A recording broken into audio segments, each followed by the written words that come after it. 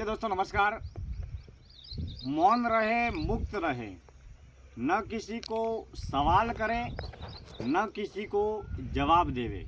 क्योंकि किसी को सवाल करेंगे तो एक नहीं 10 जवाब का जन्म होगा, और अगर किसी को जवाब देंगे तो एक नहीं 10 सवालों का जन्म होगा।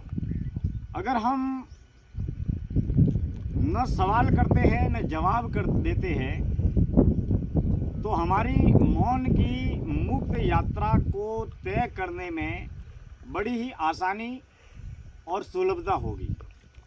क्योंकि हम हमेशा कुछ न कुछ जानने के लिए, कुछ न कुछ बनने के लिए, कुछ न कुछ होने के लिए असंख्य शिक्षा, जानकारी, सूचना, समाचार, खबरें, कहाँ क्या हो रहा है, किसके घर में क्या हो रहा है, किसके व्यापार में क्या हो रहा है, किस देश में क्या हो रहा है, दुनिया में क्या हो रहा है, हम हर बार असंख्य विचारों का, खबरों का, सूचनाओं का, जानकारी का संग्रह करने के लिए हम हमेशा आकुल व्याकुल रहते हैं। वही हम हमेशा कुछ न कुछ जानने की इच्छा रखते हैं, कुछ न कुछ खोजने की इच्छा रखते हैं, कुछ न कुछ पाने की इच्छा रखते हैं।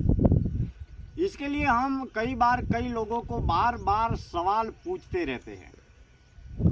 वही कई बार जब हम असंख्य शिक्षा, जानकारी, सूचना, ज्ञान, अनुभव, आत्मज्ञान, जो भी कहे, विचारों का संग्रह या शब्दों का संग्रह इकट्ठा करते हैं, उसको लोगों को बांटने के लिए, दोहराने के लिए या बेचने के लिए हम ताउम्र ज्ञानी, विद्वान, बुद्धिमान बनकर विचारों का, ज्ञान का और अनुभव को बांटने की या बेचने की प्रक्रिया को प्रारंभ कर देते हैं।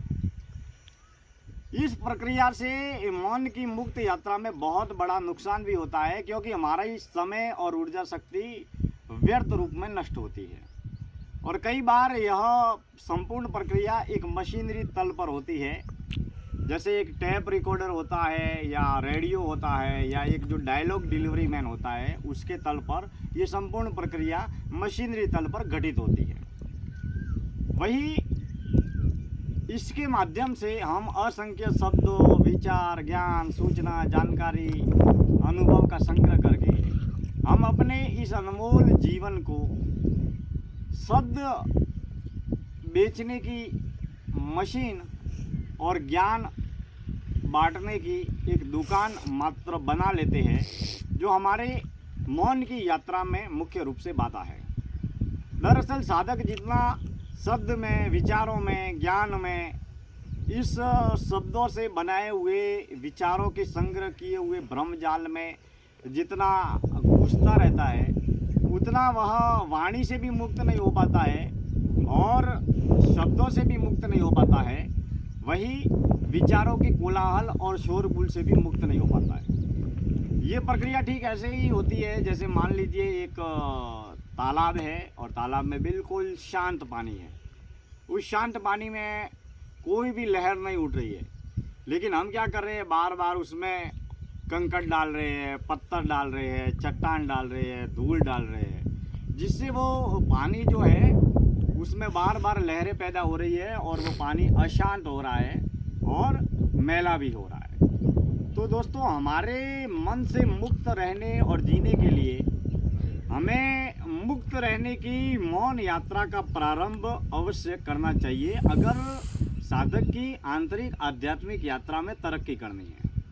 हमें कुछ न तो बनना है, न कुछ होना है, न कुछ करना है, न ज्ञानी बनना है, न विद्वान बनना है, न बुद्धिमान बनना है, न भीतर के तल पर न दुनिया को दिखाना है, न दिखाना है, न बनना है, न होना है।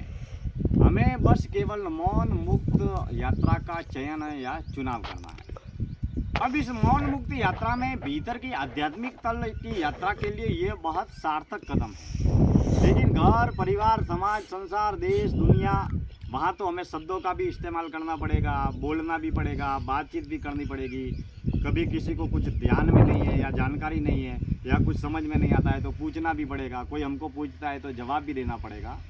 वहाँ अगर हम नपे तुले शब्दों का प्रयोग करें या संतुलित शब्दों का प्रयोग करें, जहाँ गैर जरूरी समय, ऊर्जा नष्ट हो रही है, उसे बचत करके अपनी जीवन ऊर्जा को आत्म जागरण में, आत्म कल्याण में, मौन में, ध्यान में, एकांत में अगर लगाए तो मित्रों हमारी आंतरिक आध्यात्मिक यात्रा में बढ़ोतरी होगी। वरना हमारा समय और ऊर्जा शक्ति बेमतलब बेवजह बाहरी बाजारू दुनिया में बहती रहेगी और हमारा जन्म और जीवन व्यर्थ ही नष्ट हो जाएगा।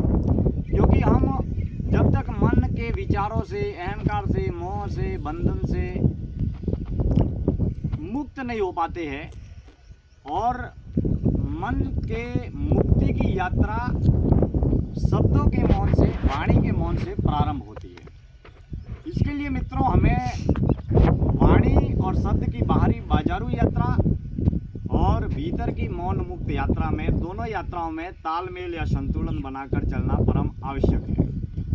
मित्रों साधक के भीतर जब भी वास्तविक स्वाभाविक रूप से मौन घटता है तब उसे किसी से मिलना, लिखना, पढ़ना, बोलना, सुनना सब कुछ व्यर्थ लगता है या अर्थहीन लगता है।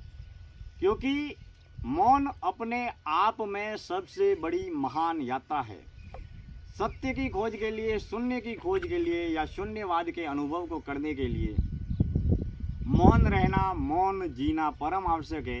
बेशक ये दुनिया हमको शब्दों के माध्यम से ही जानेगी कि हमारे ज्ञान का तल क्या है, अनुभव का तल क्या है, या फिर हम समाज सेवा, समाज सुधार के कार्य करना चाहते हैं, हम दुनिया को एक सही दिशा या सही मार्गदर्शन देना चाहते हैं, तो शब्दों का प्रयोग, उपयोग परम आवश्यक है।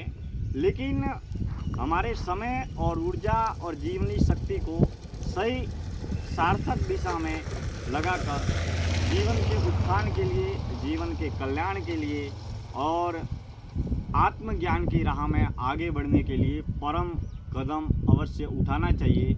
क्योंकि जीवन की एक निर्धारित समय सीमा है। अनंत ब्रह्मांड है, हजारों लाखों करोड़ों सालों से हजारों लाखों लोग पैदा होते हैं, जन्म लेते हैं और मर जाते हैं।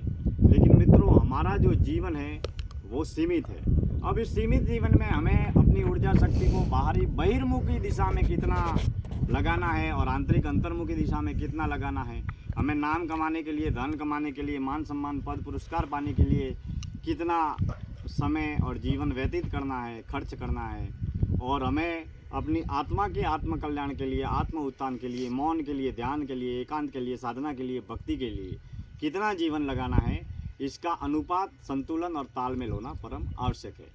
मित्रों मैं दिनेश्वर माली आप सभी का तहे दिल से हार्दिक आभार व्यक्त करता हूँ। आप सब हमसे जुड़े हैं और जुड़े रहे। धन्यवाद।